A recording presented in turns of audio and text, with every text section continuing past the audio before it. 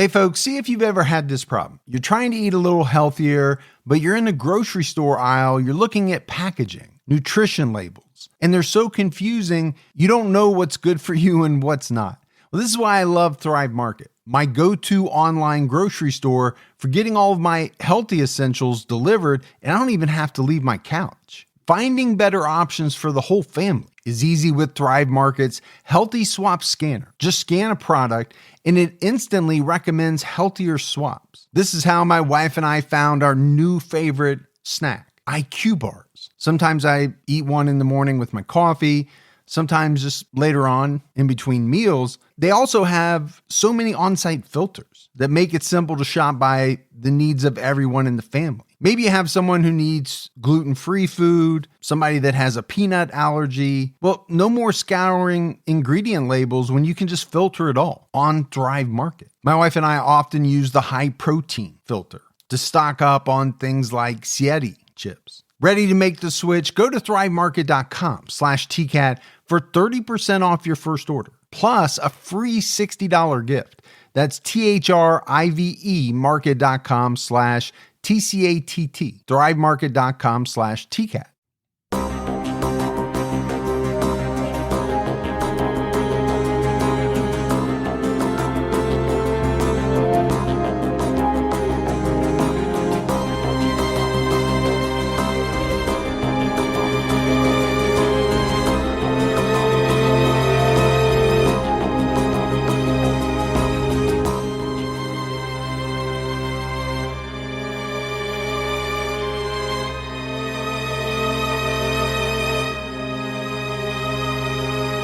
Hello, everyone, and welcome to episode 341 of the True Crime All the Time podcast. I'm Mike Ferguson, and with me, as always, is my partner in true crime, Mike Gibson. Gibby, how are you? I'm doing good. How about you, man? I'm doing well. Happy birthday. Thank you. Turned a year older. We won't say how many years that is. And wiser. And you turned a year wiser, or just a day wiser? You get a whole year's worth just Absolutely. When you hit that day? I do. Okay. I like it. People are going to be expecting a lot from you. Maybe I should rephrase that. Maybe you should lower expectations. Yes. Let's go ahead and give our Patreon shout outs. We had Teresa Reeves. Hey, Teresa. Brian Duback. Hey, Duback. Grace Jarvis. Hey, thank you, Grace. Dawson Leone. What's going on, Dawson? Barbara Bodler. Hey, Bodler. Angela T. jumped out to our highest level. That's awesome, Angela. Kathleen Kratke. Hey, Cracky. Donna Balfour. Appreciate that, Donna. Dathan Simpson. Hey, there's Dathan. Don Jans. Well, thank you, Don. Alexandria Dunbar. Well, Dunbar. That's a strong last name. I like it. That. It is. It is very. Missy Amaru. Hey, Amaru. Dave Howard. What's up, Dave? And Sarah Jane Blandford. And there's Sarah Jane. So a lot of great new Patreon support. And then if we go back into the vault, this week we selected Denise Nutbeers. Hey, Nut Beers. So we appreciate that long-term support as well. Ooh. And we had some great PayPal donations from Lori Lee. Hey, Lori. And Kia Marie O'Reilly. Thank you, Kia Marie. Yeah, thanks to everyone. Gibbs, right now we have an episode out on TCAT Unsolved where we're talking about Sierra Breland. And this is a very recent case, goes back to last year.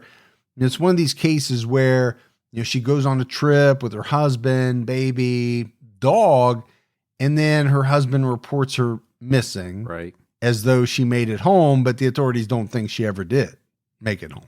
So we're diving into all that. Yeah, there's a lot to get to. So make sure you check that out. On our little Patreon mini episode this week, we talked about Leslie Van Houten getting paroled. Yeah. We also talked about the death of probably the main person of interest or suspect in the Tylenol poisoning killing. And many other things we talked about. Oh, we talked about a lot. Good stuff. Yep. So if you're not a member of Patreon, it's a great time to sign up. There's so much stuff out there now. It's been, 6 years worth of stuff. And if you listen to every other episode, you get my all my passwords to all my important stuff. And if you play it backwards, there's something else happens. Yeah, I don't want to talk about that right now, but yeah. All right, buddy. Are you ready to get into this episode of True Crime All the Time? I'm ready. We are talking about a guy by the name of Juan Alvarez On January 26, 2005, Juan Manuel Alvarez parked his vehicle in the path of a Metrolink commuter train in Glendale, California, causing a crash that killed 11 people and injured 180. Alvarez argued that his plan was to end his own life, and he didn't intend to harm anyone else, but the authorities didn't see it that way, and he was ultimately convicted of 11 counts of first-degree murder. So there's a lot to break down as we go through this episode, legal wranglings and all that type of stuff. Juan was 25 years old. In 2005, he was married, he had 2 children, but he and his wife were estranged at the time of the crash. Juan was born in East Los Angeles, but he grew up in Mexicali, Mexico. He was the second of 3 children. His mother, Letitia, later testified he was a very serious, quiet boy. He never played with anyone, according to the LA Times. It's kind of strange. Yeah, I mean, I think it is. Most kids like to play with other kids. So I'm kind of getting this loner vibe. I mean, it happens. I understand. It does happen. I don't think we're used to it happening that young, but I'm sure it does for some people. Yeah, I just, from my own personal experience, haven't seen a lot of that. Well, and you couldn't have been a loner if you wanted to because you had 18 brothers or have 18 brothers. And so it was a very, nowhere to hide situation in the Gibson household. 18 brothers, you imagine? No, Man, I my can't. mom. You have a lot of brothers, not quite 18. Yeah. But. 2, yeah. Juan later described how his father abused him as a child and how he first attempted to end his life when he was only 8 years old. Letitia testified that Juan once tried to hang himself with a clothesline after he saw his father assaulting her. So, we're going to be talking a lot about Juan's childhood here. And I mean, right off the bat, number one, to try to take your life at 8 years old, so young. Well, I mean, being abused and then seeing what's happening to his mom, that'd be hard for any kid to take. Yeah, no doubt. In an interview with the LA Times, Juan's family said he had shown signs of mental illness since he was a child. When he was 9 years old, he stood in the street hoping that a bus would hit him, but his grandmother pulled him away. Juan later complained that an evil ghost lived in his bedroom. Maybe that evil ghost was his dad, if you believe the allegations against him. Well, I think a lot of kids are scared about, things in their room, thinking something's in their closet. That's pretty normal. Right. Now, evil ghost, I want to go back more to the standing in the middle of the street, hoping that a bus will hit you. 9 years old. Yeah. This is a year after he had already tried to hang himself.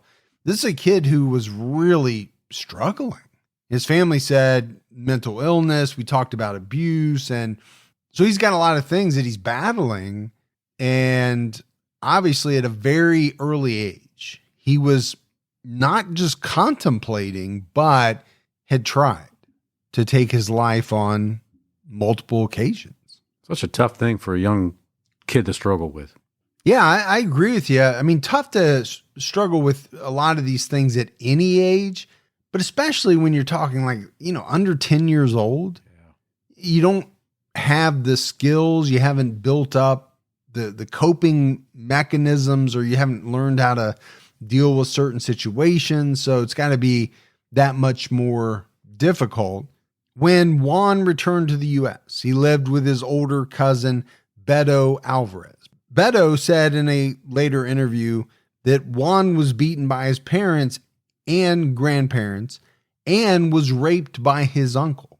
Man, we were just talking about coping skills. I don't know if you had coping skills, how would you even begin to address things like that? No, because it's just one thing after another, right? That we're finding out happened to this guy as a child. Juan met his future wife, Carmelita, in Los Angeles. They got married in 1999. According to People versus Alvarez, they moved into a converted garage behind her parents' home in Compton. Carmelita already had a daughter, and she and Juan had a son together. Carmelita later testified that when he was not using drugs, Juan was a good father and treated her daughter like his own child. Juan started showing signs of paranoia and jealousy. Early in the marriage, though, according to People versus Alvarez, Juan had never been convicted of a crime. But starting in 1994, he was arrested several times on suspicion of burglary and drug possession. A 1999 cocaine possession charge was later dismissed. So he was never convicted, but he was charged and suspected of doing a bunch of things. In late 2003, Juan injured his wrist, which, according to the LA Times, began for him a downward spiral. He became depressed because, he couldn't work.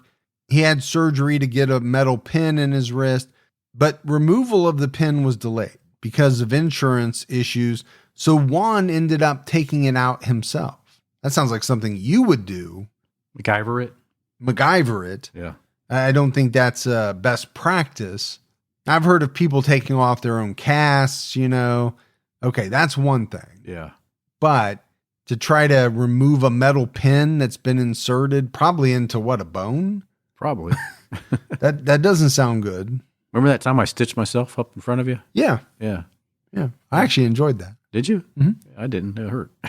That's why I enjoyed it. Okay. In 2004, Carmelita caught Juan using drugs.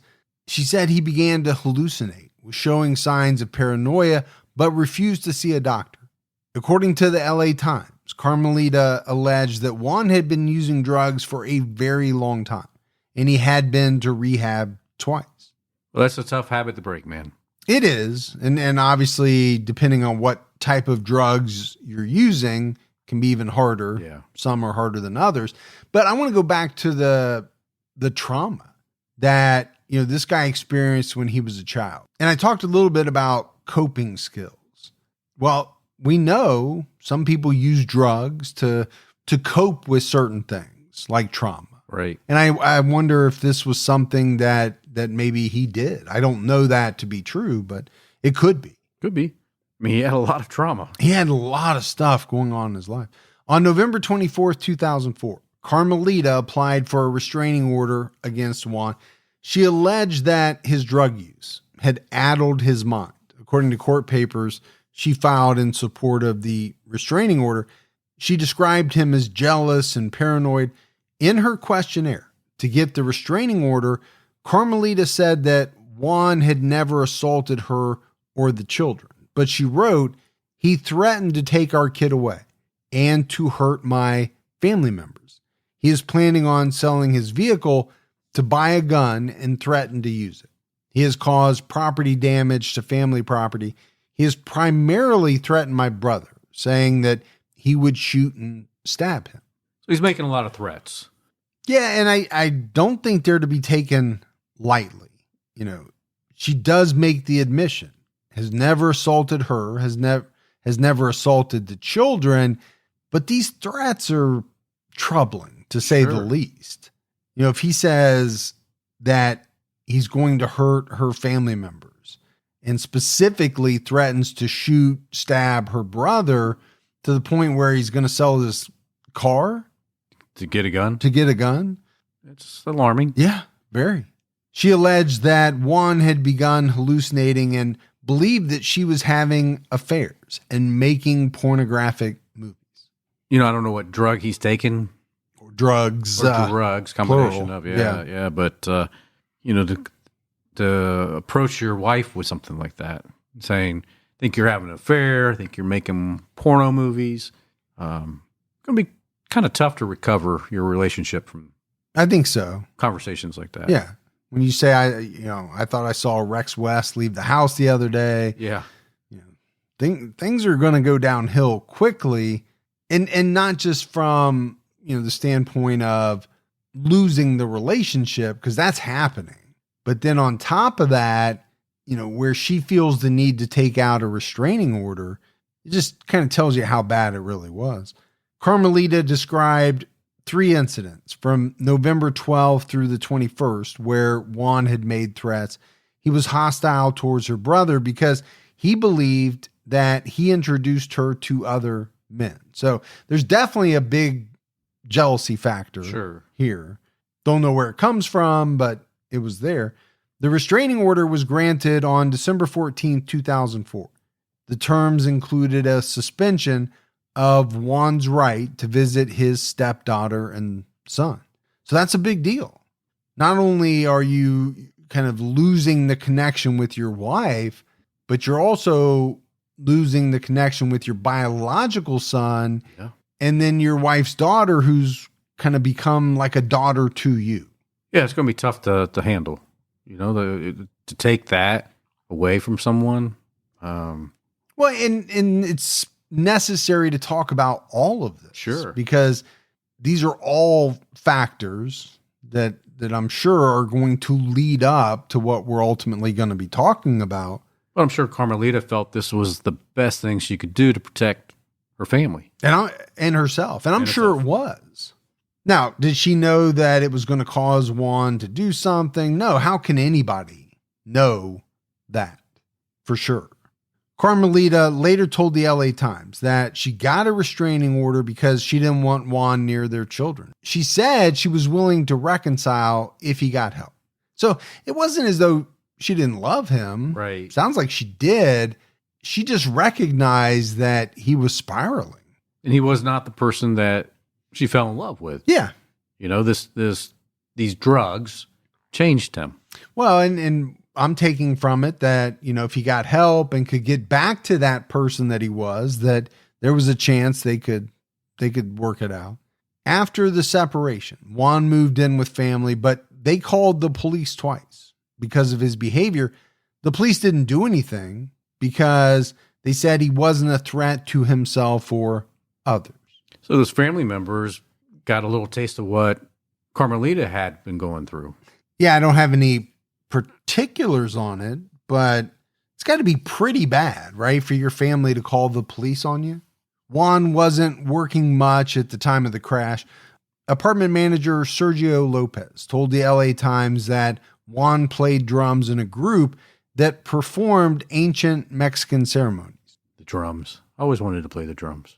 Well, it's funny because you do look a little bit like Will Ferrell. Yeah.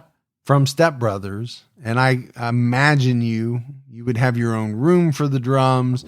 You wouldn't want anybody to touch the drums. You especially wouldn't want anybody to put any of their intimate parts on your drums. 100% true. A few days before the train crash, Juan's cousin Beto found a construction job for him in Pasadena. Juan left for work early on January 26, 2005, but he came home to pick up some tools. That morning, Juan parked his SUV directly in the path of a Metrolink commuter train in Glendale, California. And we mentioned it, right? It caused this crash that killed 11 people and injured approximately 180 people. The crash occurred at the border of Los Angeles and Glendale, east of the Golden State Freeway and north of Los Feliz Boulevard, about half a mile south of downtown Glendale. It was determined that at around 6 a.m., Juan Alvarez drove his Jeep Grand Cherokee onto the tracks. According to some reports, he turned onto the tracks and hooked his front two wheels over the rails. The police later found marks on the tires, suggesting the Jeep moved back and forth. And I think because of this, they concluded that Juan tried to get off the tracks, but his vehicle got stuck. Couldn't move it off. Yeah. Yeah. Juan jumped out of the Jeep as the train came close, and he watched it as the train hit his car. At first, the Jeep was crushed from the impact, but when the train hit the engine block, the wheels lifted and it skipped the tracks, which caused the collision. And it was said that the train was going about 79 miles per hour. That's a high impact collision for sure. Not good. Well, not only 79 miles per hour, but think about what's behind it. The force. I can throw a baseball 79 miles per hour. Yeah.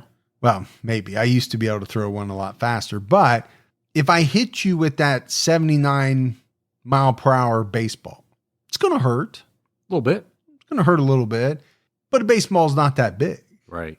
You know, a train moving 79 miles per hour with that type of force, brutal. The crash occurred just after 6 a.m. Engineer Bruce Gray saw the Jeep on the tracks. He activated the brakes and shut off the throttle. 4 seconds later, the train hit the Jeep and derailed to the right. The Jeep flipped over and it actually became embedded under the train car. What happened then was that the train hit an idle freight train, then crashed onto an approaching northbound Metrolink train. So again, this is much more than just a train hitting a parked car, which would be bad enough. This is a train jumping the tracks after hitting the car And hitting another train, Yeah. or 2 other trains. According to People versus Alvarez, the derailed wheels of the cab car caught a switch and rolled the cab car onto a siding where it crashed into a Union Pacific locomotive that had been sitting on the siding for several days. The collision knocked the Union Pacific locomotive onto its side and demolished the first 23 feet of the Metrolink cab car. Passengers were thrown violently through and even out of the cab car. The trailing end of the cab car and the leading end of the next passenger car jackknifed and smashed into the side of 2 passenger cars on the northbound Metrolink train 901. The collision derailed all 3 passenger cars on train 901, caved in the side of one of them, and caused another car to detach and fall over on its side. The fire burning at the front end of the cab car grew to a height of 20 feet as it fed upon seats, carpet, and passengers' belongings. total nightmare. Yeah, I mean, this was a very, very serious crash. And I think it's pretty easy to see based on this why, you know, the fatality number was so high and the injury number was so high. Passenger Arthur Reese walked away from the crash and saw Juan Alvarez along the tracks. Juan asked him what happened. Reese said there was a train wreck and he thought there were fatalities. Juan said, "Oh no," and fell to the ground. Reese asked him if he had anything to do with this, but Juan didn't respond. To be at that site that day, knowing that your actions caused all of that chaos and everything that happened after that. Couldn't have been a good feeling. No, it'd be tough to shoulder. And then you've got, you know, the people like this guy, he walked away. Yeah. You know, what are you thinking at that point? That you cheated death. Oh, of course, yeah. You were so lucky to survive this thing.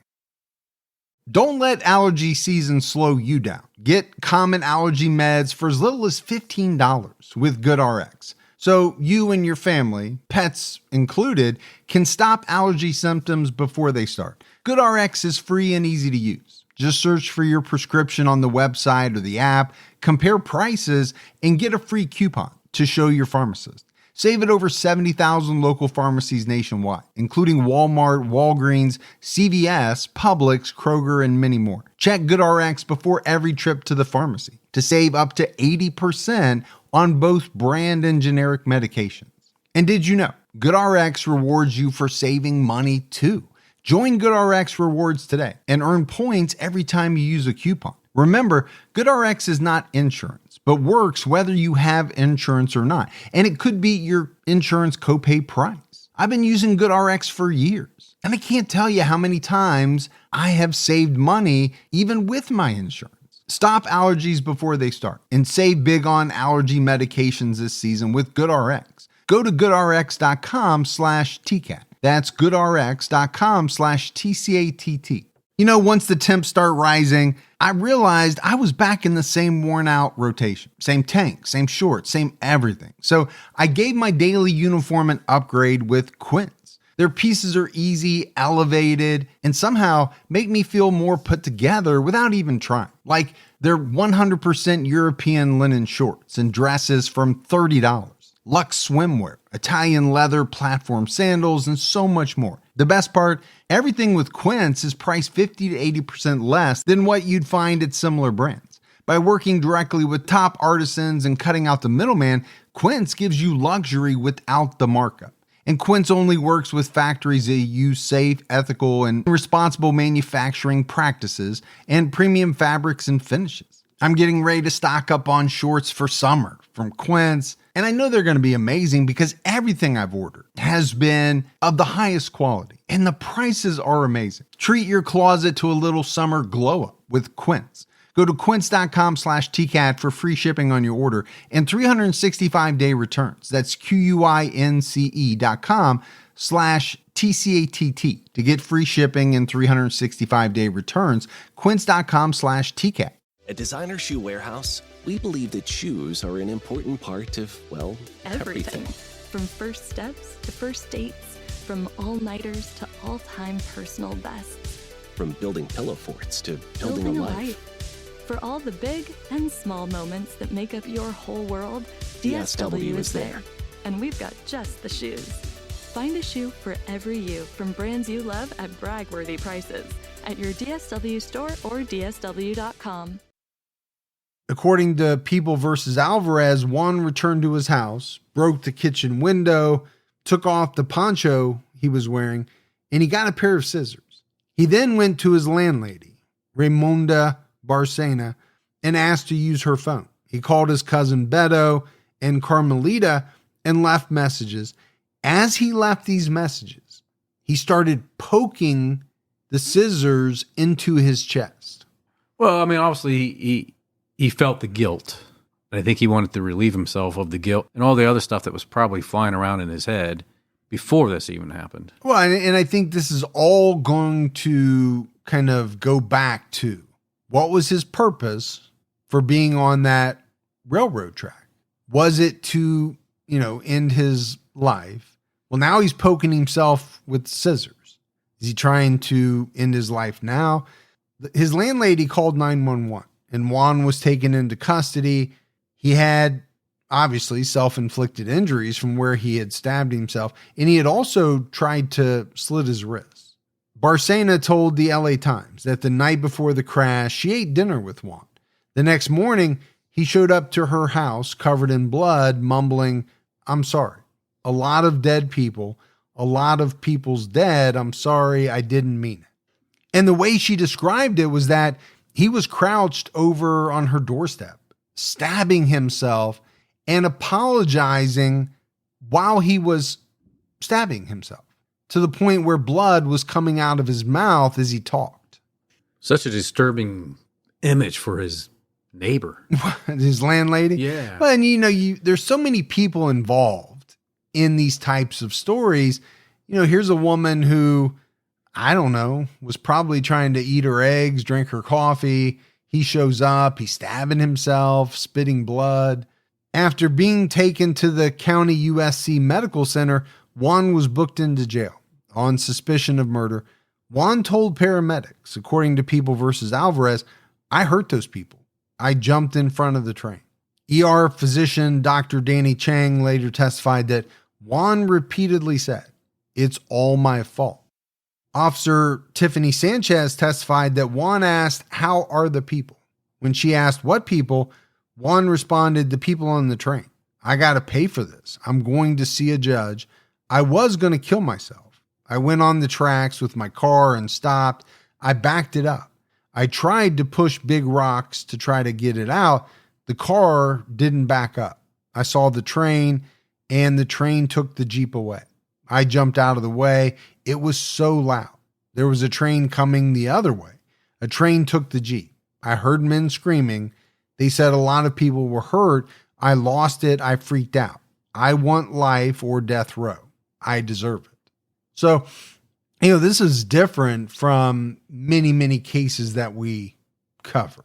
More often than not, someone who's taken into custody is trying to lie their way out of what they've done.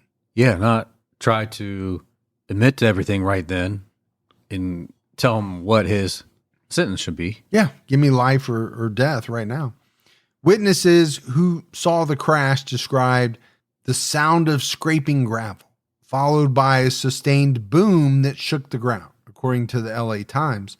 The 11 victims were 51-year-old Manuel Alcala, 44-year-old Julia Bennett, 62-year-old Alfonso Caballero, 62-year-old Elizabeth Hill, 39-year-old Henry Kalinsky, 42-year-old Scott McCown, 58-year-old train conductor Thomas Ormiston, 53-year-old William Parent, 53-year-old Leonard Romero, 47-year-old Sheriff's Deputy James Tutino, and 58-year-old Don Wiley. So, obviously, a big investigation, right, into the crash. They determined that 8 people were killed on train number 100. That's the train that originally struck the Jeep. 3 people died on train 901. According to People versus Alvarez, all of the deceased died as a result of blunt force trauma, not the fire. I hate to say it, but thank goodness for that. Yeah. You know what I'm saying? I hear what you're saying. If you're going to die, blunt force trauma from the impact, I would think would be a much better way to go than being consumed by a fire. Survivor Teresa Alderetti told the LA Times, "Before I knew it, there was a big, big bang. I looked out the window and saw a fire." John Phipps, a passenger who was seriously injured, told NBC that he used his own blood to write a message to his family. He wrote, "I heart Leslie and I heart my kids." Can you imagine? Obviously, this guy did not think he was going to live, and using his own blood, wanted his family to know That they were loved. that he loved them. Phipps spent a week in the hospital after he was pinned under the wreckage. He said that he took the train because he was called into work early. He was sitting upstairs in the double-decker car and fell asleep. The next thing he remembered, he was waking up and seeing smashed parts of the train. He touched his head and his hands were covered in blood. So we mentioned the people that died. Obviously, there were a lot more people who were injured than we talked about. Juan Alvarez was charged with 11 counts of murder, potentially making him eligible for the death penalty. Recovery teams ended the search for bodies in the wreckage on January 27th. By the 28th, 19 injured passengers were still in the hospital. 4 of them were in critical condition. Juan appeared in court that same day. Special circumstances charges of train wrecking and multiple murder were added to the murder charges. I never even heard of that. Train wrecking. Train wrecking? His lawyer argued that he was the victim of a lynch mob mentality, according to the LA Times. Prosecutors said Juan intended to end his life, but changed his mind. As the train bore down on him, he tried to drive away, but his car got stuck, and he jumped out of the vehicle seconds before the crash. I mean, he even admitted, right, that he jumped out, and obviously he had to have, or he would have been killed as well. My thought is, unless you drove onto the tracks and your car just stopped. Yeah. If you did it in any way intentionally, you're going to be held responsible. Juan had been sedated and on suicide watch at the County USC Medical Center since the accident. He agreed to postpone arraignment until he could receive medical and psychological tests. On February 15, 2005, Juan Alvarez pleaded not guilty to first-degree murder and arson. Deputy DA Pat Dixon said the arson charge was added after scientists corroborated evidence from the scene. Eric Chase, Juan's attorney, said that Juan tried to set himself on fire shortly before the crash. Chase said he expressed a great deal of remorse and sorrow for the damages caused by his actions. Juan admitted to driving onto the tracks and leaving his SUV there. I guess the big question that was going to come up in this case was, what was his culpability? It's a good question. But his attorney has made some interesting comments, right? He talked about a lynch mob mentality, and maybe there was one. You know, when somebody does something that kills a lot of people, injures a bunch of people. All right, folks are going to be angry. They want somebody to be accountable for it. Now, I don't know that they were trying to break into the jail and pull him out and deliver their own type of justice. So I'm not exactly sure what he means by that comment. And then the other thing that kind of jumped out at me was this revelation that Juan tried to set himself on fire before the crash. How? And if so, why was he not on fire? I just found it to be a very strange statement. In an interview, Chase said that Juan suffered from an undiagnosed mental illness and told the LA Times, "I'm not sure this case will end up going to trial. It's not a matter of whether he did it or not. This case is not a whodunit." And that makes a lot of sense, right? The guy's admitted, people saw him. There was no question that it was him. It was him. He drove his Jeep, parked it there on purpose, and got out. Now, what his reasoning for all of it was, that can be debated. Did he really intend to end his life? Did he just get scared? Did he feel as though he couldn't go through with it, so he got out? But I think the attorney's right. It's not a whodunit. This is more about the circumstances around it and around this person, Juan Alvarez, and what does he have going on? On April 25th, 2005, Rita K. Tutino, the widow of Sheriff's Deputy James Tutino, one of the victims, filed a lawsuit against Metrolink alleging that her husband's train was unsafe because its locomotive was in the rear. Tutino was riding in a train that was being pushed rather than pulled. Okay, I didn't even know that was a thing. Yeah, especially on those metros, right? Because the metros are going to go back and forth on the same track. Yeah. Oh, potentially, right? So, well, I don't know. I don't know anything about the Metrolink in California. Yeah. So are you saying that it's almost like a monorail? That's what I'm saying. That has an engine or an engine on the front and the back so it can go forwards or backwards? That's what I'm recalling. I mean, it could have one on the front and back. Either way, going to push, but I think this is a push-pull one. Okay. And in this case, it was being pushed. But I'm not really sure how it would make it more unsafe to be pushed rather than pulled. Well, now the locomotive's in the back instead of the front. You don't have that in the front. If the big locomotive was there, you have that heavy. Oh, like if something crashed into it? Yeah. Tutino's lawyer, Jerome Ringler, was also representing about 12 other plaintiffs in the train crash. It was said that the practice of using locomotives to push passenger trains is common. Some experts say trains that are pulled rather than pushed are safer because, as you said, Gibbs, the locomotive being up front provides a little bit more protection in the case of a head-on collision.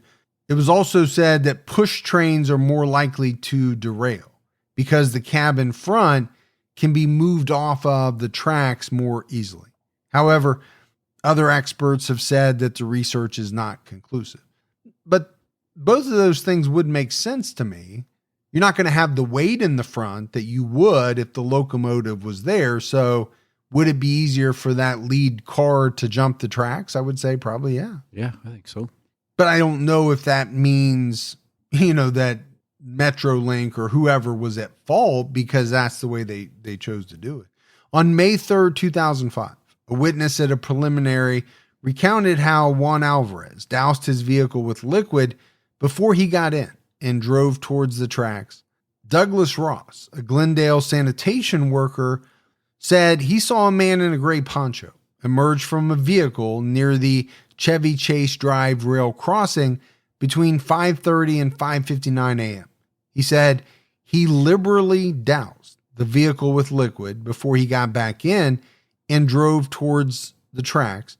He drove past a series of metal posts blocking the tracks, then drove up a steep gravel incline and onto the rails of the tracks. The police said that this man was Juan Alvarez and the liquid was gasoline. So, this is not a person who drove across a set of train tracks and just stopped. No. He was off the road driving up the train tracks and over them to position his vehicle. Yeah. I mean, it wouldn't be raised like it is at a crossing where you need that kind of level surface to get across it. Yeah. He deliberately went off of that and went up like the side of the embankment where the rails were standing up. Well, not too surprised that his wheels got locked. No, not at all.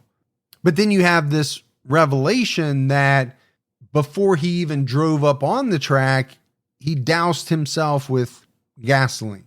And maybe, this goes back to his attorney saying that he tried to light himself on fire. Okay, I'm going to tell you right now, if you douse yourself in gasoline, not too hard to set yourself on fire. No, not at all. It's not like solving a Rubik's Cube. You literally just need a heat source and you will go up in flames. Is a Rubik's Cube hard for you to solve? It is, actually. I know you can solve them behind your back.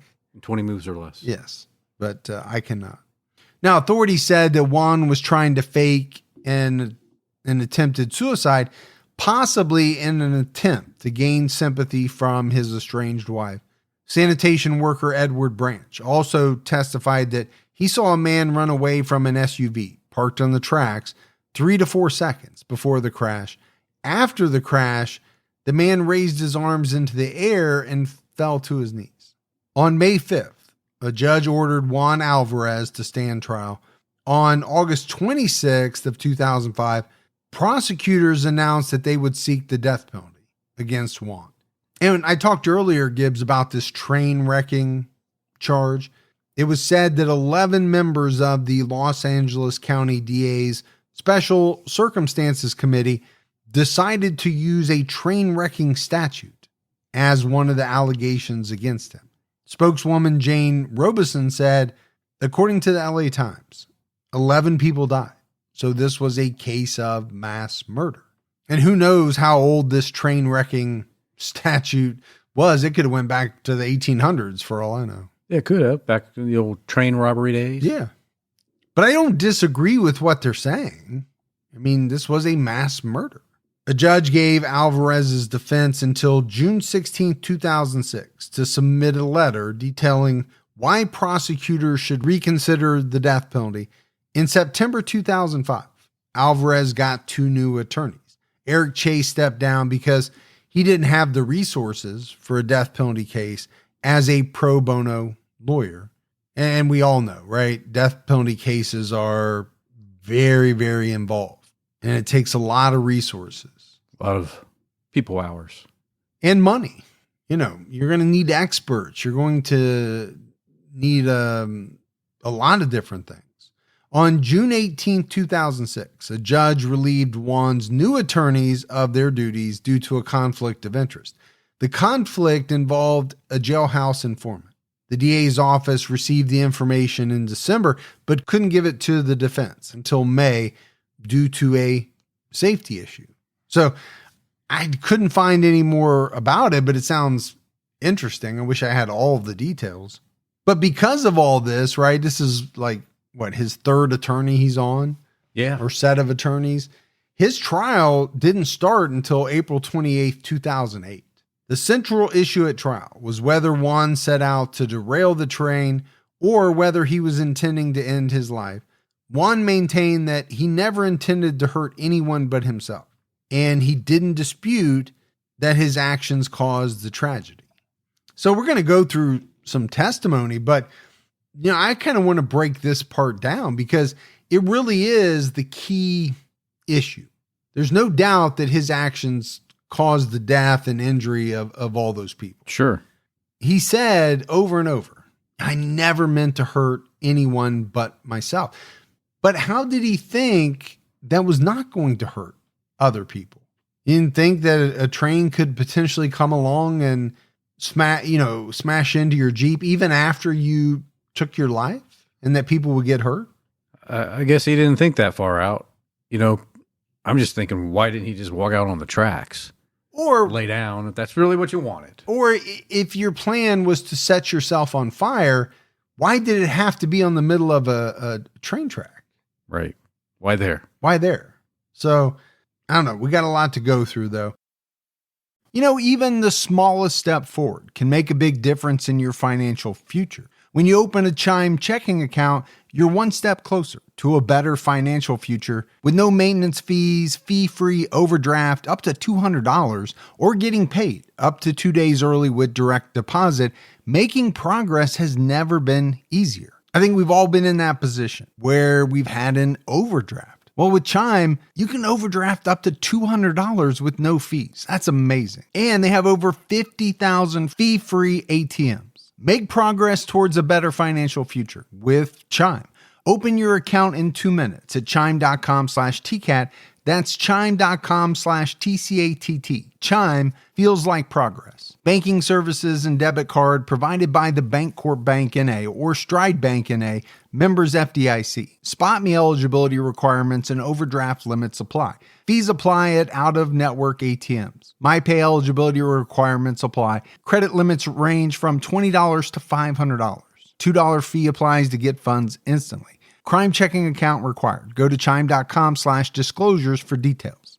True Crime All the Time is sponsored by BetterHelp. You know, folks, therapy can feel like a big investment, but let's think about the state of your mind. It's just as important as your physical health. Traditional in-person therapy can cost anywhere from $100 to $250 per session, which adds up really fast. But with BetterHelp Online Therapy, you can save on average up to 50% per session. With BetterHelp, you pay a flat fee for weekly sessions, saving you big on cost and time. And you get quality care at a price that makes sense and can help you with anything from anxiety to everyday stress. Your mental health is worth it, and now it's within reach. I've used the BetterHelp service for years, and I love the fact that, I can connect with a therapist in a comfortable spot in my home on my laptop. With over 30,000 therapists, BetterHelp is the world's largest online therapy platform, having served over 5 million people globally. Your well-being is worth it. Visit betterhelp.com/TCAT today to get 10% off your first month.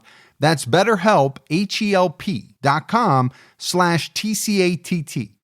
Hey, listeners, it's Leon Nafok. I'm here to tell you about a brand new series from me and Prologue Projects, an Audible original series called Final Thoughts, Jerry Springer, the story of a television show that changed the world and the man who gave it his name. But did you know that before the Jerry Springer Show made him notorious all over the world, Springer was something else entirely? A respected Midwestern politician, the progressive mayor of a major Rust Belt city, a man many saw as a future leader in Democratic politics. How did this idealistic rising star, with his lofty political ambitions, take a turn in such a radically different direction? You can find the whole series available now on Audible. Just search for Final Thoughts, Jerry Springer on the Audible app, or go to audible.com/Springer. The following trial testimony was reported by the LA Times. Defense attorney Thomas Kilty argued that Juan's actions were a failed suicide attempt. Juan changed his mind and tried to remove his Jeep from the tracks, but it was stuck. Kilty told the court, if Juan Alvarez's intent was to commit suicide, then there is no question that he's not guilty of the felonies. In a civil and moral sense, it was his fault, and there's no denying that. But there is no first-degree murder because he did not intend to derail and burn the train.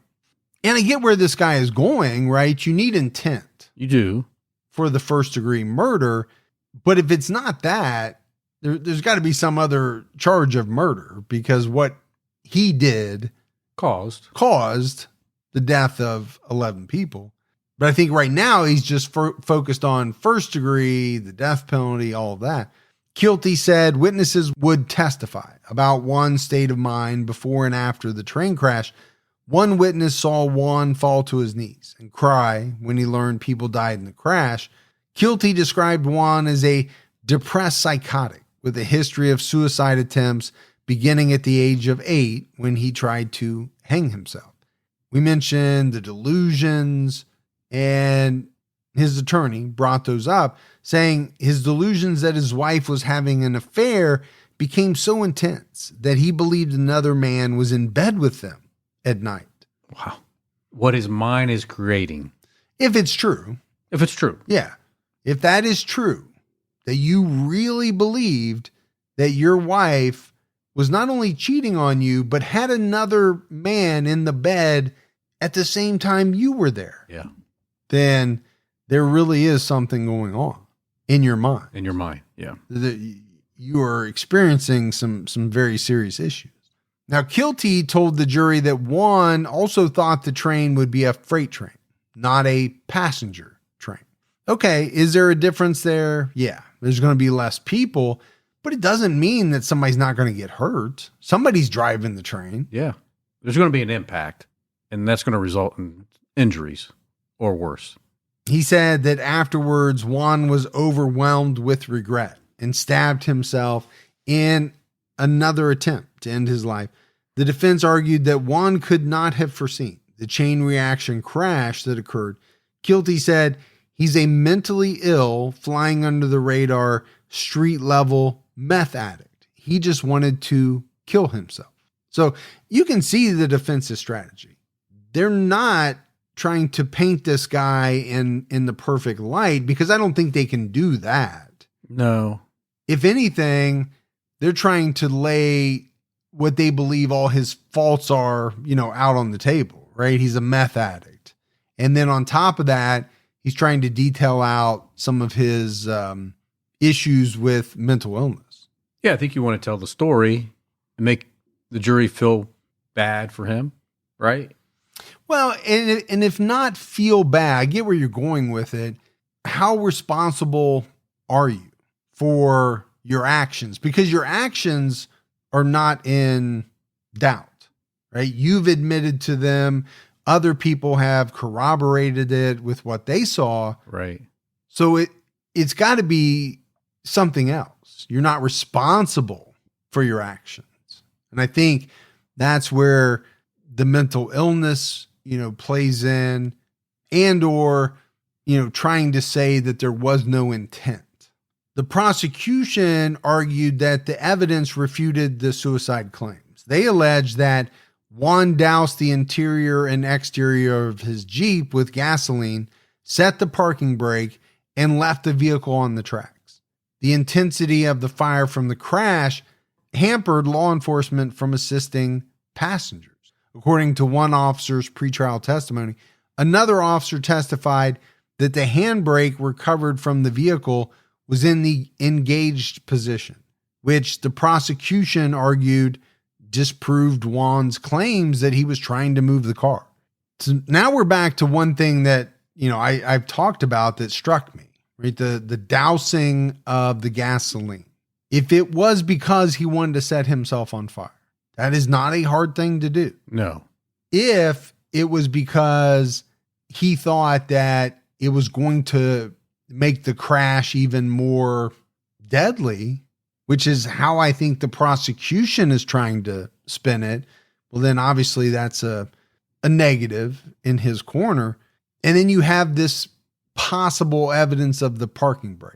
If the parking brake was engaged when he got out of that Jeep, doesn't really line up with it's stuck. I was trying to move it. I couldn't. Then I got scared and I jumped out. Yeah.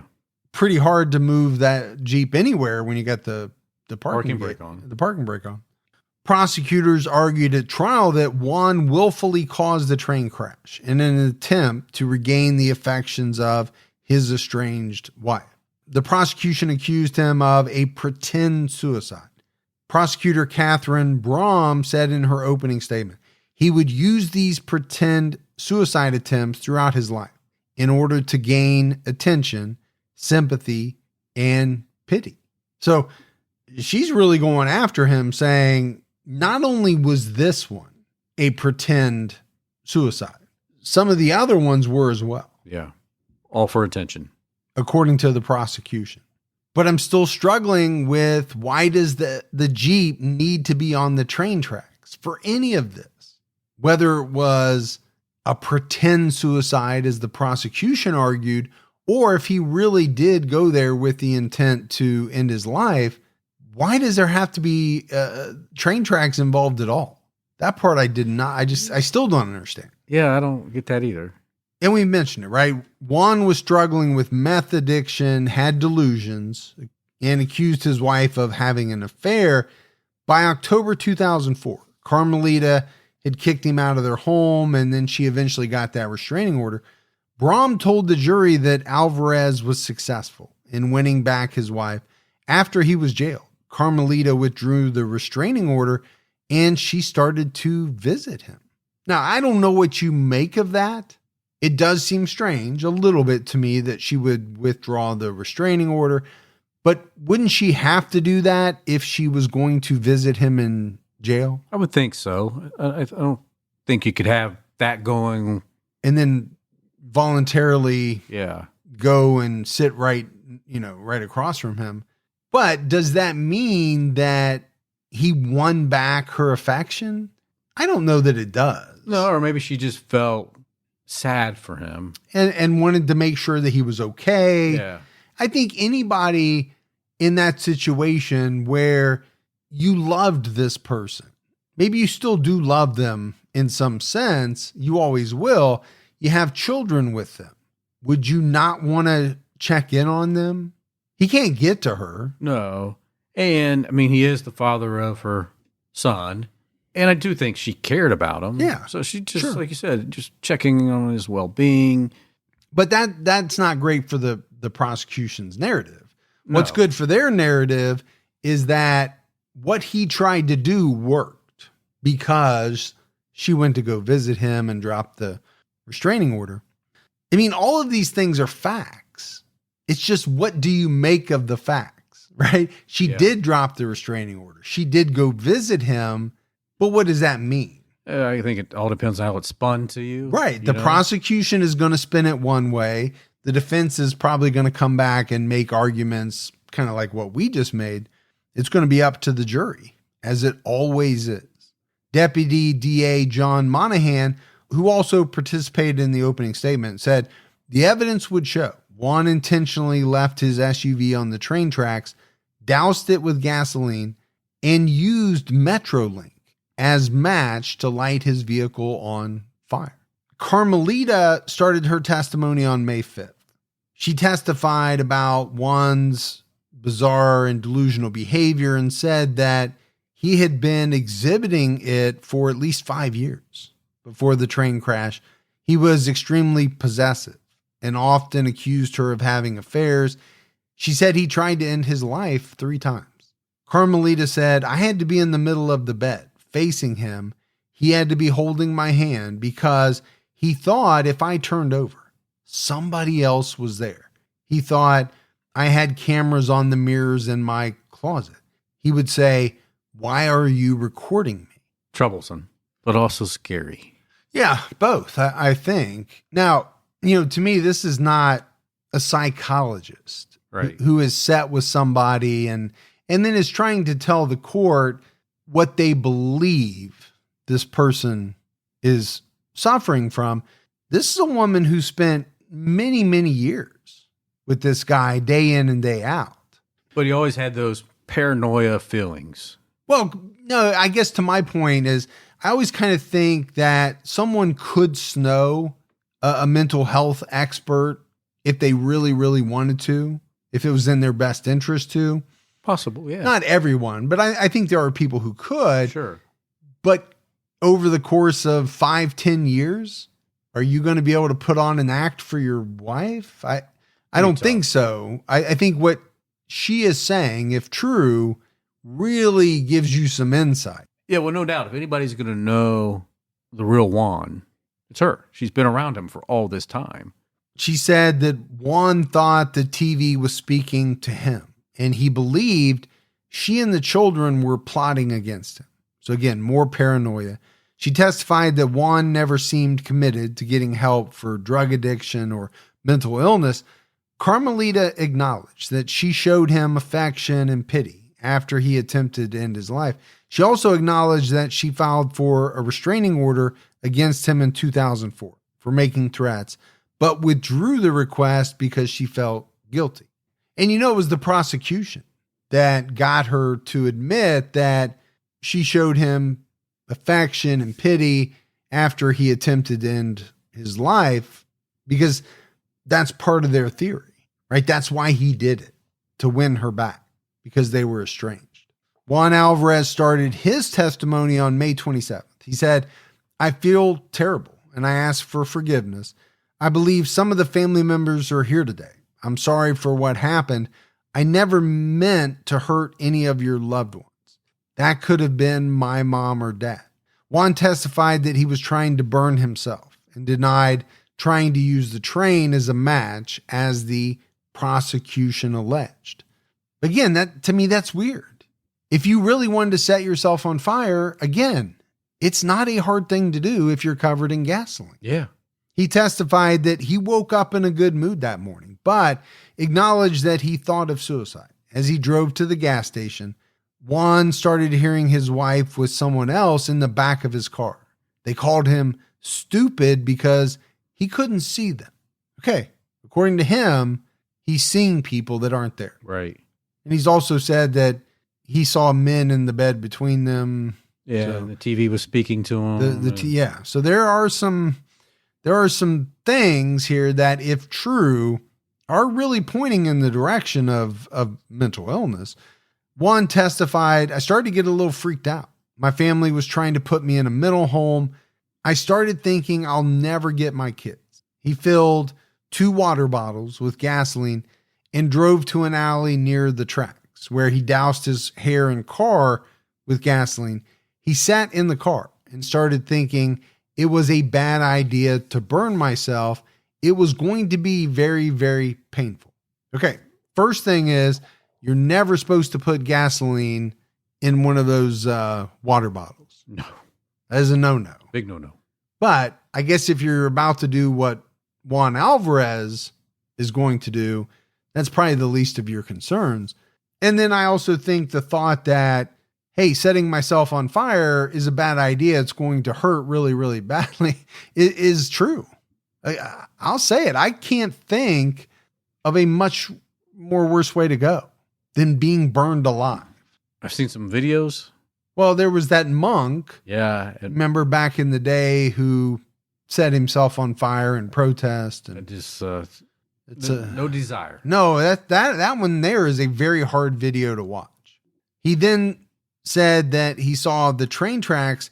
Juan said, that's when it came to my mind that it would be the fastest way for someone to die. He drove onto the tracks, but then changed his mind. I just thought, this is pretty crazy. The whole suicide idea. He tried to move his car, but the wheels were stuck and he couldn't move it before the train hit it.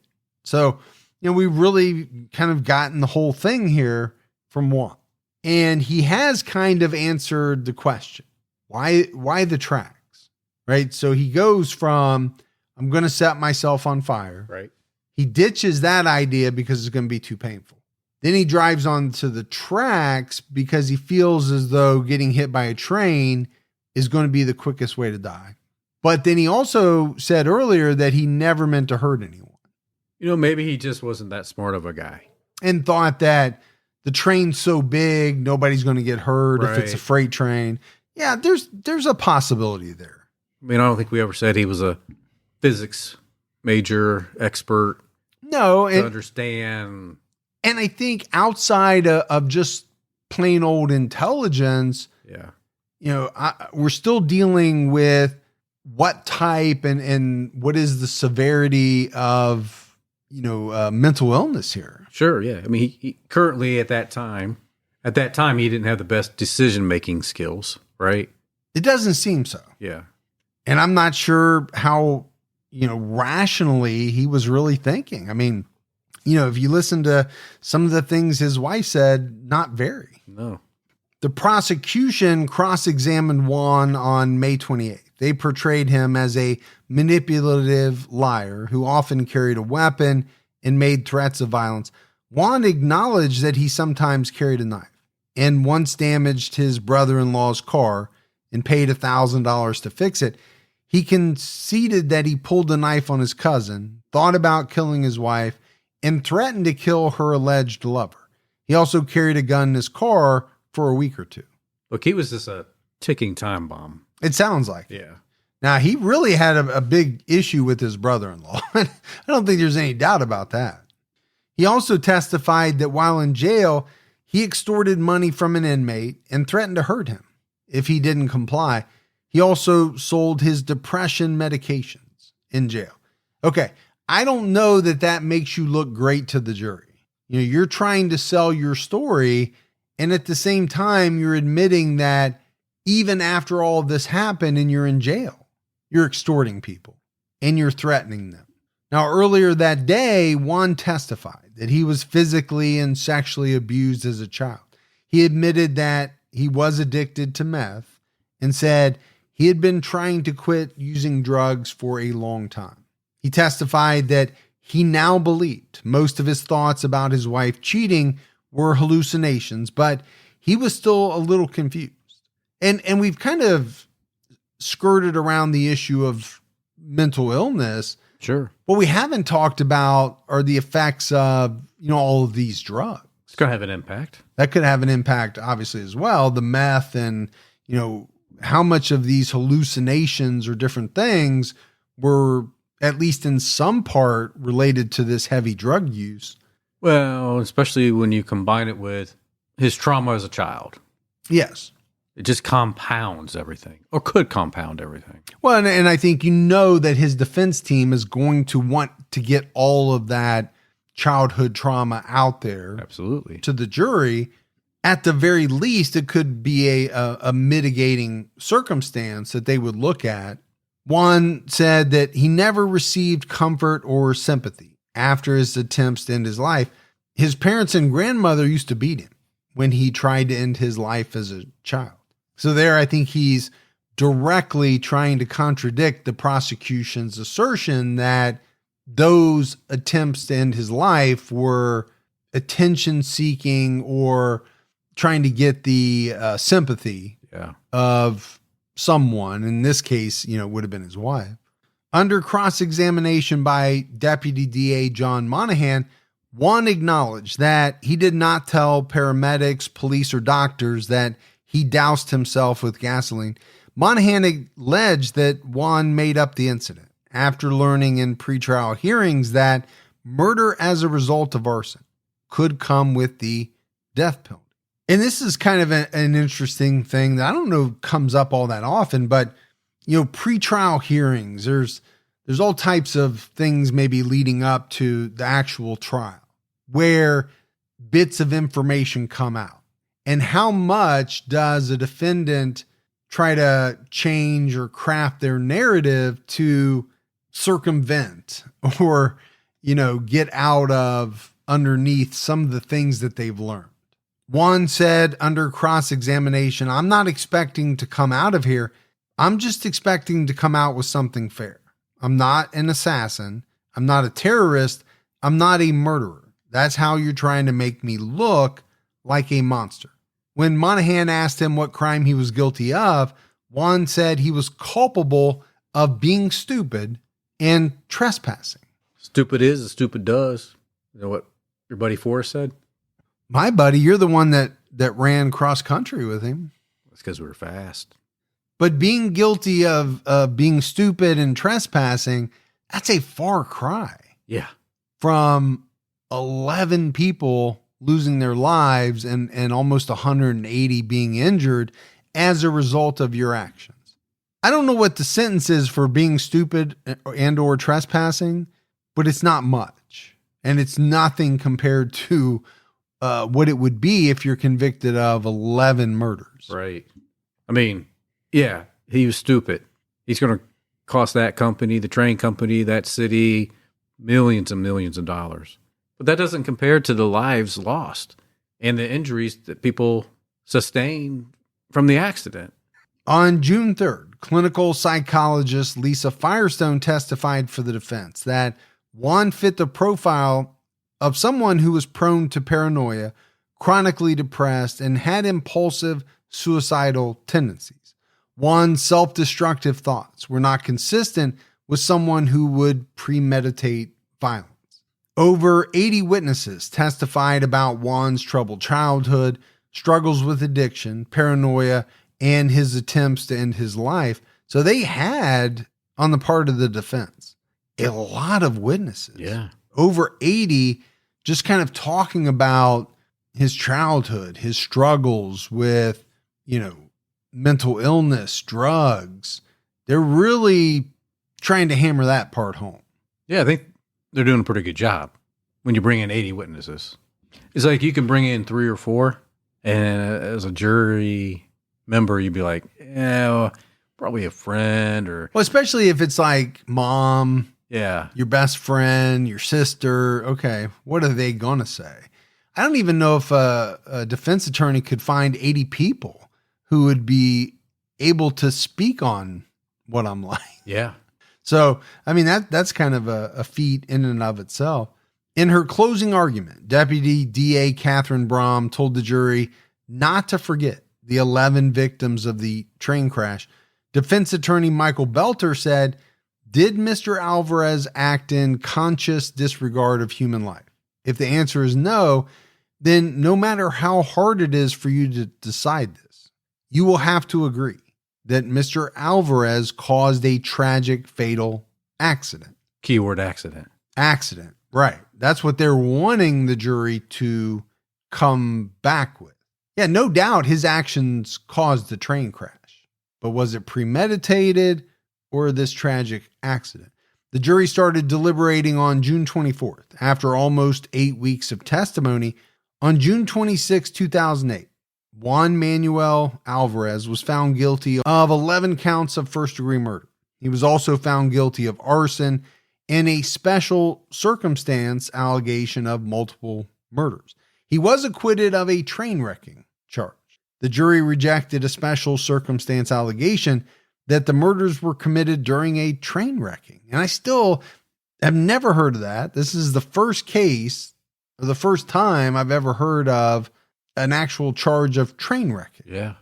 After the verdict, Juan's family did a press interview from their home in Monterey Park. The LA Times quoted Beto Alvarez as saying, if at any one point I really felt that he did this with any intent to hurt anybody, I wouldn't be here trying to defend him. He was not in his right state of mind. He was suicidal. He was very dangerous to himself.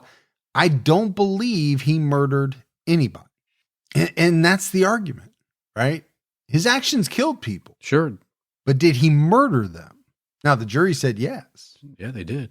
Carmelita said if the jury puts him to death, then they are murderers of this person. He should be put in a mental institution. The penalty phase started on July 7th. Family members of the victims testified in court. Deputy DA Catherine Brom told the jury that Juan Alvarez deserved the death penalty and that a lesser punishment is not justice. So, Gibbs, I don't think there's any doubt from the very beginning. The prosecution wanted it all. First-degree murder and the death penalty. They didn't want anything less. On July 10th, the defense played a message from Juan to his cousin, Beto Alvarez. Juan called Beto 15 minutes after the crash. In the message, Juan said, I didn't mean to do this, Beto. A lot of innocent people died. I don't deserve to live. Beto, please pray for me. Well, I mean, I think the defense is trying to show that, again, wasn't something he meant to do. It was an accident. And he was sorry that it happened, at least 15 minutes afterwards. But the other part of the message, he's saying, I deserve to die for what I did. Maybe somebody might take that as a... Okay. Yeah, he's okay with... We'll accommodate your request, wishes. Yeah. The defense argued that this message was evidence of Juan's remorse. The judge allowed the recording during the penalty phase, but not at trial. And that's always interesting to me. Why or how judges make those decisions. Because the defense would have wanted to play it at trial. And obviously they weren't allowed to, but were allowed to play it during the penalty phase. Juan's family testified about his childhood. His mother, Leticia, testified that she attempted to end her pregnancy because her husband didn't want more children. She and Juan were beaten after he was born. She said she also beat Juan and was never kind to him. Now, you could argue this is a woman that's trying to save her son, but I'll be honest with you, I believe her. Yeah. I think, as we kind of detailed out his childhood, I think it was a horrible one. There was no doubt that his father was abusive, but I think there were other people that said his mom was as well. And now she's admitting it. On July 15th, 2008, the jury chose to sentence Juan to life in prison without parole rather than the death penalty. On August 20th, Juan Alvarez was sentenced to 11 consecutive life terms. Judge William Pounders told him, "If there were a sentence forever, I would certainly give it to you." He also said, per the LA Times, "I don't believe for a minute you intended to kill yourself or harm yourself in any way. I think you were setting up a scenario so you could go back to your family." And I think that's very interesting. This is a judge who sat through the whole trial and is coming out and saying that he believes that what the prosecution theorized was correct. Now, he might be saying that based on the fact that the jury thought so too, but I don't know. I think judges are, for the most part, pretty honest at the end of it. Yeah. But 11 consecutive lives, not going anywhere. No. But I like the quote. If I could give you forever, I would. Because is life forever? Not all the time. Yeah, even when it says without parole. Yeah. We did one not too long ago that they changed the law and we went from death penalty to life sentence to the person getting out on parole. Yeah. By October 2009, Metrolink had spent almost $30 million to settle most of the lawsuits after the train crash. About 150 claims and lawsuits were filed against the company. Some settlements were worth over $3 million, and one was worth $5 million. However, most of them were smaller payments. Sounds like they got off pretty easy. I think it could have been worse. Based on what? When you think about 11 individuals dying. Yeah, I get it, but what was their culpability? Well, I think if I was their attorney, I would probably push, why didn't you have better security at the crossing? Oh, and I'm sure they did. I'm sure they said all of those things. But yeah, I get it. It wasn't their fault in a sense, but someone has to take the fall for it financially, right? Do they? I mean, this is an argument that we could have. Yeah, we could, for sure. Does somebody have to get paid every time someone loses their life? No, but yes, right? It's like we have been, I won't say trained, but we've been conditioned over time that someone pays. Somebody has to, and it's always the big company, right? Yeah, I get where you're going with it. I just think there is a part of me that thinks outside of them doing something really negligent, how could they have known that this individual was going to park on the train track? No way to know. And so, and we don't know everything that went into the suits. Maybe there was some things that they were negligent of or could have done better that a jury said, well, we are going to award money because you should have done this or should have done that. I'm sure there was a lot of settlements to keep that from occurring, right? Yeah. And a lot of that, as you and I know from having worked at a big company, and you still do, sometimes you just settle. Yeah. Because it's in your best interest to settle. In 2008, an appellate court ruled that Metrolink could not be sued for negligence based on the push-pull method because federal regulations allow it. And that makes sense to me. Sure. Now, if they were doing something that was against regulations, pour it on.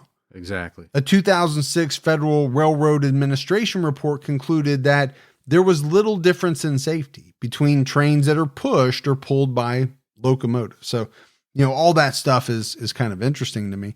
The attorneys for the plaintiffs focused on testimony from the southbound trains engineer, Bruce Gray, who testified at trial. Gray testified that seconds before the crash, he saw what looked like a reflection coming from a vehicle about 3/4 of a mile ahead. When he saw an outline of the vehicle, he hit the emergency brakes. However, the train's black box indicated that only the service brakes were applied at first. A few seconds passed before the emergency brakes kicked in. The plaintiff's attorney said that if Gray had applied the brakes when he said he did, the crash could have been avoided. Earlier in 2009, attorneys for the plaintiffs argued that the engineer had 11 to 22 seconds to stop the train and did nothing. Okay, now we're in a completely different territory. Right. If that is true, then you could see how a jury would look at that and say, if it could have been avoided, if that is true, then you got to pay up. Yeah. You have a responsibility in this. But to think, 11 to 22 seconds, somewhere in the middle, right? 11 to 22 seconds. All that fate was determined or could have been changed. Possibly. Yeah. If this is true. Yeah. Because attorneys argue a lot of stuff. Some of it's true, some of it's not true. On January 24th, 2012, the California 2nd District Court of Appeal affirmed Juan's conviction. Juan's attorney argued that the facts didn't support a first-degree murder and arson conviction. Some evidence, including testimony that pushing cars from behind makes them more susceptible to derailment, wasn't allowed at trial. If the jury had known this, they might have ruled differently. Hey, look, we've all played with Matchbox cars back in the day. When you stack all your cars down that track and you put your finger this way and push. Mm-hmm. Podcast listeners can't understand or see what you mean by this way. Yeah. But those cars in front are going to eventually fly off to the left or right. Yes. But if they're all attached and you pull them in this way, the other way, right? With the first car pulling them, they're not going to go off track because they're just going to continue to follow. But that's not what happened in this case. It's the opposite. No. One set of Matchbox cars jumped the track onto another set of Matchbox cars. So it's a little bit different scenario than what you're painting and finger pointing. The push-pull and... Yeah. But I think that argument is often very difficult. If the jury had been able to hear this, things would have been different. Well, would they have been? I don't know. Right. Don't you think the prosecution would have had somebody to refute that claim, which we just talked about? They did. Somebody came out and refuted it. According to LA Daily News, the court found that substantial evidence established that injury to the train was a direct, natural, and highly probable consequence of causing the train to ignite the gasoline-drenched Jeep and push it down the rails. The court also rejected the defense claim that the judge erred in excluding expert testimony to show that it was probable and unforeseeable that a collision between a train and a passenger vehicle would result in derailment, a train-on-train collision, and death to a person on a train. So the judge didn't let that person testify, but what if he had testified? Okay, you can say it's improbable. It's unforeseeable. What does that mean? Then, therefore, there could be no intent? I don't know. I don't know if I'm on a jury that changes it for me. Yeah, I don't think so. I don't know. If I believe that you left a gasoline-drenched Jeep, then you had the intention of hurting somebody, and when a bunch of people died, you're responsible. Right. I mean, again, I don't want to simplify it too much, but in 2012, the California Supreme Court declined to review the case. How often do we hear that? I wonder what the percentage is that they decline. I know it's very, very high. Yeah. They are very picky, not just California, every state's Supreme Court and the Supreme Court, very picky about what cases they choose. But if they're going to decide not to pick one, this was a good one for them to decline. You think? Yeah. Because there's a lot going on. On July 14th, 2022, a judge rejected a bid for resentencing for Juan Alvarez. The judge ruled that Juan was the actual killer and is ineligible for resentencing as a result of a change in state law that affected some defendants in murder cases. I don't know the exact details of the change in the law, but it's pretty interesting that this judge literally said Juan was the actual killer. Yeah. That was a quote. Juan Alvarez is currently 44 years old and is incarcerated at Kern Valley State Prison, according to the California Department of Corrections and Rehabilitation Inmate Locator System. At the time of the crash, I don't think there's any doubt, Gibbs. Juan was struggling with addiction and mental health issues. We talked in depth about the issues that he experienced during childhood. I don't think that you can discount them. Now, I don't know what effect those had on, his later drug addiction, his mental health issues. But I think you have to look at it all as encompassing or look at it in totality. The prosecution theorized and the jury agreed that he chose to attempt to end his life in a way that caused the deaths of 11 people. No doubt he devastated, countless families, right? 11 murder victims, 180 people injured. I'm sure some of those were pretty severe injuries. Some of those were probably minor, but even a minor injury sustained in a train derailment, that's probably not going to be something easily gotten over. No, you mean you get to think about the psychological ramifications, of something like that. So, I just thought it's a very interesting case in that, as we normally see, right? One side has their theory, right? The other side has a conflicting theory, and the jury decides one way or the other. I just think in this one, there was a lot that really I found hard to overlook. When it comes to thinking that Juan Alvarez didn't mean to do what he did.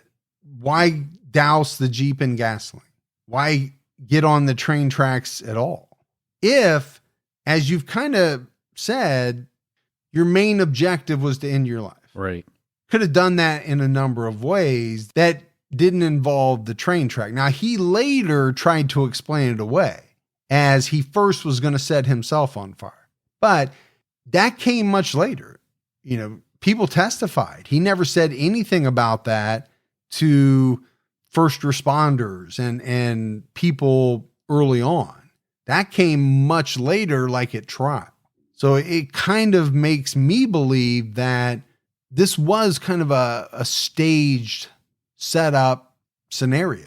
Now, he may not have thought that many people were going to get hurt or killed, but I don't know how he could have thought there was no chance that somebody would get killed. Right. So the one thing I did think there would be more on in this case were the circumstances surrounding his mental health. I know it came up at trial. Some people testified, but obviously the jury didn't find it compelling enough or didn't believe it one way or the other, at least to the point where they felt as though it removed his culpability, his responsibility for his actions. Tough case, man. It is a tough case.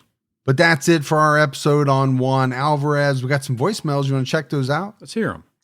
Hi, Mike and Gibby. This is Bobby calling from Fort Worth. I called you once before. It's been a while since I've been able to enjoy TCAT and TCAT Unsolved without actually commuting to work, but taking some long road trips and been able to catch up a little bit. I just listened to Charles Starkweather. You guys mentioned like a couple of movies that talk about that story, but one of the other movies that kind of is similar and references the case a little bit is The Frighteners with Michael J. Fox. And I don't know if you've ever heard of that or have ever seen it, but it's a really great movie, and it's kind of funny in a weird way. It's got some humor, but you should watch it. So anyway, thanks for all you do, guys. Keep your own time.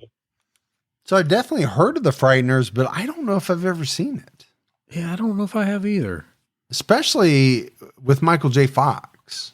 That doesn't ring a bell. No. At all. But those ones I'll have to like check out. Yeah. If it kicks in. If it kicks in. You and I watch so many movies, I'm sure we'll probably watch it now. Well, first of all, I want to say happy birthday to Gibby. I'm pretty sure it's his birthday today, 7-11, with the old free Slurpee and all. Anyways, I was listening to this newest True Crime All the Time episode, and we have sawmills here in Utah where I live. There's actually 3 of them that I know of in the surrounding areas, and a lot of people go there all the time to get, rough cut timber, and you can get sawdust, and you can get all kinds of stuff there for a lot cheaper. And some of the wood that they cut off, like the slabs and stuff off the outside, they just basically give it away to people. And you can take it home and you can burn it in your fireplace or whatever you want with it. So, yeah. Anyway, sawmills are pretty cool. Just thought I'd let you know. Stay safe and keep your own time ticking. Well, thanks for the birthday wishes and that free stuff they gave away. The slats, or the same slats Mike used to make my old wooden slotted chair. Yeah. But the question still remains. You act like you just went to a sawmill and you were just walking around through the saws and stuff and, cutting your own lumber. Eugene lets me do that, man. Eugene does? Yeah. All right. We had mailbag. We actually had a lot of mailbag. Kate sent us some specialty TCAT tumblers that she made at her store, Tumblers by Kate. They're amazing. Very cool. And some wristlet keychains for my wife and girls. They were very excited. Yeah. Kier Vernon sent us birthday gifts, a bunch of licorice for you and beef jerky for me. Love it. Darlena sent me some poker chips and you some postcards from Missouri. Yeah. And Vanessa Jordan sent 5 pounds of Twizzlers. You never have too many pounds of Twizzlers. Really? Because I feel like you've gotten a lot of Twizzlers in the last few weeks. Probably like 30 pounds. Yeah. We went from like not getting mailbag for 3 episodes, 3 weeks in a row, People are like, to Twizzlers out the wazoo. why does Gibby look like he's gaining weight? Because he's eating 25 pounds of Twizzlers. Yeah. All right, buddy. That is it for another episode of True Crime All the Time. So for Mike And Gibby. stay safe and keep your own time ticking.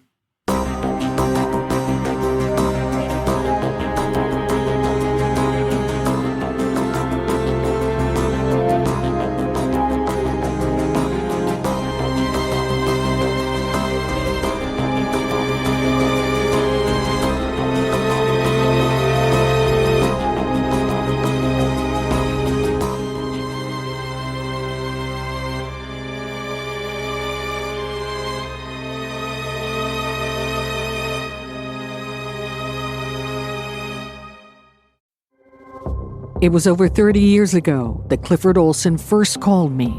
Secret phone calls from Canada's most notorious serial killer. I knew I was killing the children, but I couldn't stop myself.